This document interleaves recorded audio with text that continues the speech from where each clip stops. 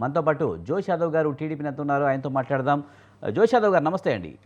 AP CM Chandrababu అయితే ఢిల్లీ వెళ్ళారు. ప్రధానంగా విజయవాడ విశాఖ మెట్రో ప్రాజెక్టు, అలాగైతే అమరావతి అభివృద్ధి కోసం, నిర్మాణం కోసం, నిధుల కోసం ఆయన వెళ్ళారు. ఎలా చూడాలి? సార్ ముందుగా నమస్కారం సార్. Good evening. ఈరోజు మన గత పర్యటన చూసుకున్నా, ఇప్పుడు సందర్భంలో జరుగుతున్న పర్యటన చూసుకున్నా, మరి ముఖ్యమంత్రి నారా చంద్రబాబు నాయుడు గారు ఎప్పుడు రాష్ట్ర ప్రయోజనాల కోసం ఆయన చేసే పోరాటాలు మనం ఎప్పుడూ చూస్తా ఉంటాం. మరి గతంలో కూడా ఆయన కేంద్ర పెద్దల్ని కలిసినప్పుడు కావచ్చు. వినిపిస్తుందా సార్? వినిపిస్తుంది, చెప్పండి, మీరు చెప్పండి.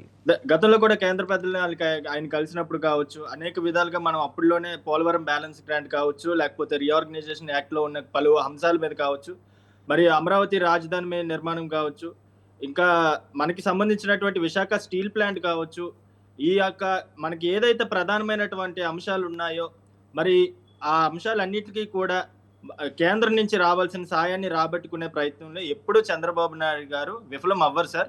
ఆయన వరకు ప్రయత్నించి కేంద్రంతో మనం ఇప్పుడు ఎన్‌డీఏ భాగ్యపక్షంగా ఉన్నప్పటికీ కూడా మనకి కేంద్రం నుంచి రావాల్సిన సాయం ఎప్పుడు వస్తూనే ఉంటుంది. మరి గతంలో చూసుకున్నా మనకి పోలవరం గ్రాంట్ కావచ్చు, అలాగే ఏపీ క్యాపిటల్ మనకి అమరావతి క్యాపిటల్ గురించి కావచ్చు. మరి అదే విధంగా ఆంధ్ర రాష్ట్రానికి ప్రత్యేక నిధిగా మన గతంలో కూడా 15,000 కోట్లు మనం అధికారంలోకి వచ్చి రాగానే వారు కేటాయించడం జరిగింది.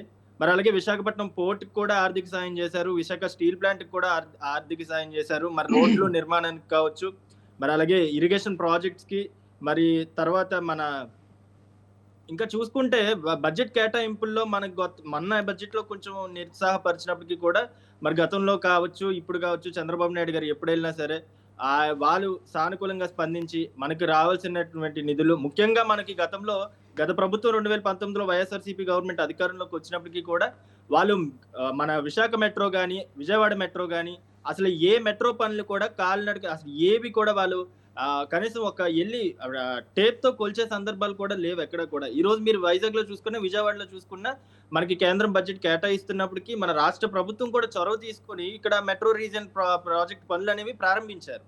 సో, ఇలా చూసుకుంటే ఆంధ్రప్రదేశ్ స్టేట్ డెవలప్‌మెంట్‌ని ఏ విధంగా కేంద్రంతో సానుకూలంగా ఉంటూనే అక్కడి నుంచి నిధులు సమకూర్చుకుంటూ, ఈ రాష్ట్రాన్ని అభివృద్ధి పదంలో ఏ విధంగా నిలబెట్టాలనేది మన చంద్రబాబు నాయుడు గారు ప్రతీదీ కూడా అభివృద్ధి బాటలో ఏ విధంగా మరి అన్ని కార్యక్రమాల్లో మరి అలాగే ఎడ్యుకేషన్ సెంటర్స్ గాని, నాలెడ్జ్ హబ్స్ గాని, లేకపోతే ఈ యొక్క హెల్త్ సిటీస్ గాని, ఈ యొక్క ప్రతీదీ కూడా ఇన్‌ఫ్రాస్ట్రక్చర్ డెవలప్‌మెంట్‌కే ఆయన ముందుగా ఎప్పుడు కృషి చేస్తా ఉంటారు. ఆయన ఐటీ ఫీల్డ్ డెవలప్‌మెంట్ కావచ్చు, అనేక విధాలుగా ఇప్పుడు మనకి Awaaz Yojana housing for all. ఇప్పుడు అర్బన్‌లో గతంలో చూసుకుంటే గత ప్రభుత్వం ఏం చేసింది సార్? మనకి అందరికీ ఇల్లు ఇస్తామని చెప్పి ఒక్కొక్క సెంట్ జాగా ఇచ్చి ఈ రోజుకి ఇల్లు కూడా కట్టలేని పరిస్థితి మనం చూసాం. ముఖ్యంగా ఈ రోజు కేంద్రంతో కలిసిన ప్రధానమైనటువంటి అంశంలో కూడా ఈ హౌసింగ్ ఫర్ ఆల్ అనేది భాగమే. ఈరోజు టిడ్కో హౌసెస్ కావచ్చు, గతంలో మరి వైఎస్ఆర్‌సీపీ గవర్నమెంట్ ఉన్నప్పుడు టిడ్కో హౌసెస్‌ని ఏ విధంగా పక్కన పెట్టారో, గత ప్రభుత్వం కట్టినటువంటి ఇల్లులకు వీళ్ళు రంగులేసుకున్నప్పటికీ కూడా ఒక్క ఇంటిని కూడా ఏ ఒక్క లబ్ధిదారుడికి చేకూర్చలేదు. మరి ఈరోజు హౌసింగ్ ఫర్ హాల్ వచ్చేసి ప్రధానమంత్రి ఆవాజ్ యోజన పథకానికి సంబంధించినటువంటి నిధులు గాని, రుణం గాని కేంద్రం నుంచి రాబట్టుకోవాలని బాబు గారు మరి ప్రణాళికలు సిద్ధం చేసుకుంటున్నారు సార్. మరి అదే విధంగా హౌసింగ్ ఫర్ ఆల్ మరి పేదలందరికీ కూడా లబ్ధి చేకూర్చే విధానంగా ఈరోజు ఆ స్కీమ్ మీద కూడా ప్రధానంగా సీఎం గారు దృష్టి పెడుతున్నారని మా వరకు ఇన్ఫర్మేషన్ అయితే వచ్చింది.